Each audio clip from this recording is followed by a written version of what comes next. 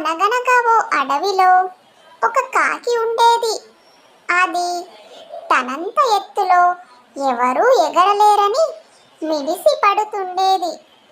ఒకరోజు కాకికి ఏమీ తోచలేక అటువైపుగా వెళుతున్న ఒక పిచ్చుకను ఆపి ఇలా అంటుంది, నీకు కనీసం ఎగరడం కూడా వచ్చినట్టు లేదు, ఏదో పురుగు గెంతినట్టు గెంతుతున్నావు అని ఆ పిచ్చుకతో కాకి వేళాకోళం ఆడుతుంది.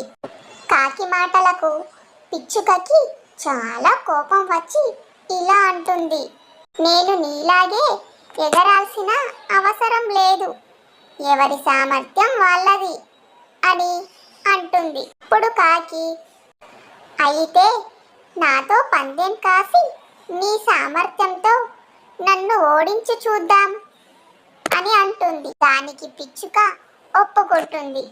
అక్కడున్న మిగతా చిన్న పక్షులన్నీ న్యాయ నిర్ణేతగా ఉంటామని చెప్తాయి. ఇప్పుడు కాకి పందెం గురించి ఇలా అంటుంది, ఇప్పుడు మనం ఉన్న మద్ది చెట్టుతో మొదలుపెట్టి మధ్యలో ఉన్న రావి చెట్టు చుట్టూ, ఆ చెట్టు తర్వాత వచ్చే జడల మర్రిని దాటుకొని మళ్ళీ ఇక్కడికే రావాలి అని అంటుంది.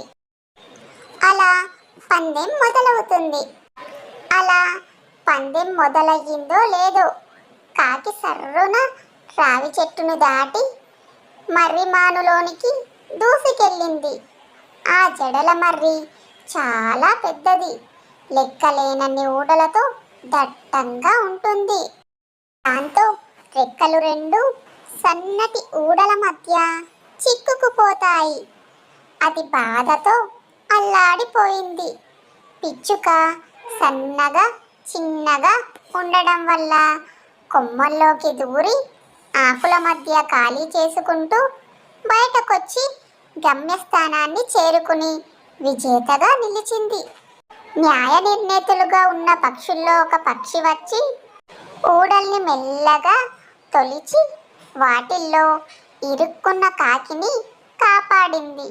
దాంతో ప్రకృతిలో ఎవరూ ఎక్కువ తక్కువ కాదని తెలుసుకున్న కాకి మరెప్పుడూ గర్వపడలేదు, ఎవరినీ చిన్నబుచ్చి మాట్లాడలేదు.